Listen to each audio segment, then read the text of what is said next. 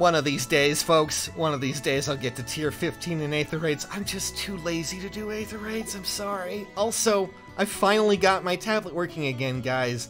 And wouldn't you know it, I also converted to communism. But we'll discuss that later. 4.5 is now available from your storefront page. Go download it on iTunes, Google Play, whichever it is. Let's start off with new weapons, then move to new characters, as well as that new free unit we're getting. So let's start off with weapons. Siegbert is coming to you now with a refined Dark Greatsword, which admittedly has been falling a bit on hard times since Blazing Durandal got such amazing refine. And, well, of them all, it's probably the most boring. I hate to say that, but still somewhat competent, I guess.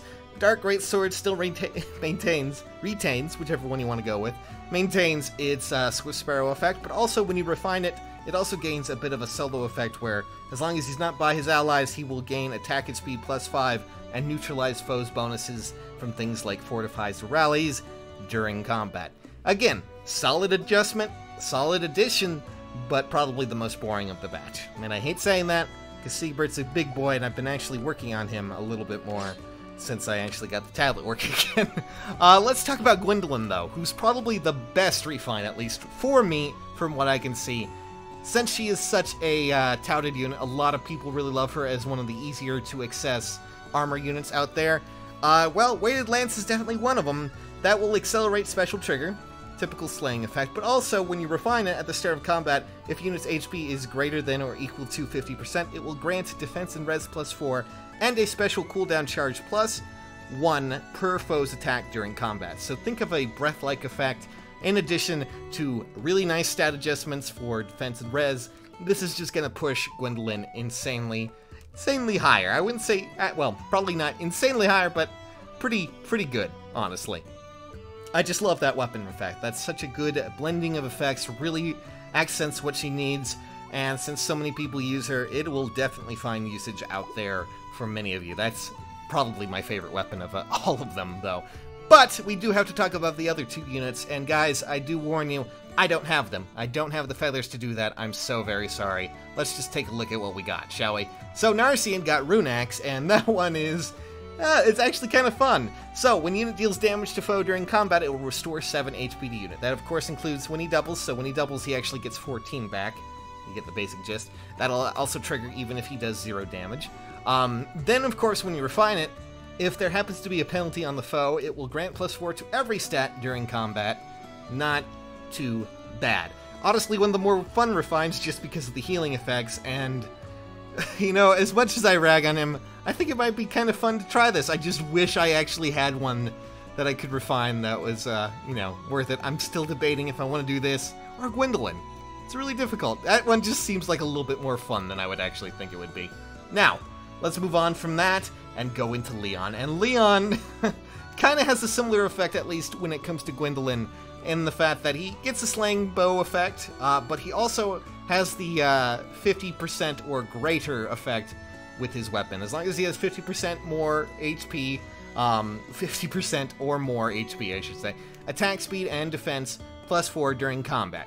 And if unit initiates combat, foe cannot make a follow-up attack, so he won't be doubled, at least from what I can tell.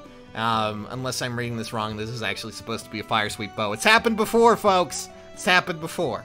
Not too shabby, not exactly the best though, but still, considering the fact that his stats needed a little bit of improvement, it's not bad to see these little adjustments at least boost these characters here.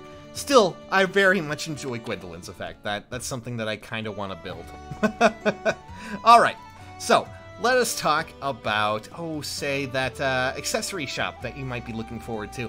That is actually an Aether Resort, and it does take R&R Infinity, and, well, yeah, that's quite a lot of affinity to actually go through, and 5,000 for an 8-bit Veronica. Granted, the other ones are kind of less, but still, I just find that funny. Guys, I have to buy music. Can't be doing this to me right now, seriously. Alright, enough about that, guys. Let's actually talk about the stats for the new characters. As you can see, they are now up on the screen for you guys to look at, and, well, oh boy, there's a lot to go through here. So, after looking over Corn, male Corn and female Corn, both fallen variants, their stat lines are actually pretty similar. Although there are some differences, male Corrin technically has more attack and, you know, all this other fun stuff.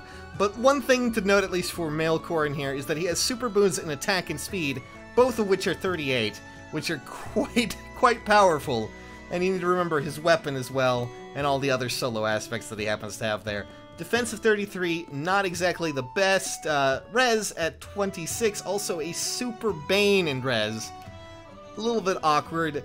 All in all, decent stat lineup, and actually decent boons as well in attack and speed. That's pretty nice. Now, Leon, however, did not get as fortunate as Corrin with boons and all this, because he only has super Banes, both in HP and in speed. And since his speed is 16, I think you may want to avoid that super Bane, because that means that he's just going to have a good old 12 there, and that's not going to be fun. Everyone's going to be outspeeding him. But there are some highlights here. 40 attack is extremely high, along with 32 defense and 35 res, meaning that he is one tanky boy for a mage such as himself. Not too shabby. Julia got a lot more lucky with the stat registers, at least here. The only super bane she has is in HP, which is not too bad, but she also gets super boons. I don't know why I said it like that. Super boons in both attack, speed, and res. Also happens to have 41 attack, just to even push that boundary further. 24 speed with the super boon is not exactly the best. I'm getting flashbacks to Forest there, at least with the super boon. But, you know, okay. 17 defense, meaning that she's going to be shredded by any melee. And then, of course, the magical 40 res with a super boon in that as well. And yeah, that Julia is terrifying, especially with her weapon. Leon and Julia especially are ones that I'm looking out for. Now, here's the fun one, though, when it comes to Ike, guys. Ike is not usually, at least from what I can tell, the speediest of boys, but here he is, being the speediest of them all. 42 speed with a super boon in speed. God damn. Okay, 35 attack, 32 defense, 23 res, and a bit of 40 HP. I mean, I guess there's something with a super bane there. All in all, registering as units, they are quite confident, quite powerful. I'll just say that I'm really looking at Leon mostly. That's the one unit I want more than anything, just because of how anti-meta he is. But strong as they come, good units all around. Let us take a look at our free-to-play unit, though, shall we? A lot of you are probably like, oh my god, it's Ashnard, and yes, it is Ashnard, and here are everything. Well, here is everything you're going to be getting with Ashnard. Now, Ashnard, I will just say as a unit, has some really great stats. 41 HP, 37 attack, 21 speed is probably the weakest there, but also 35 defense and 31 res. Not too bad, but also add to the fact that he happens to have his own weapon. Yep, that's right, guys.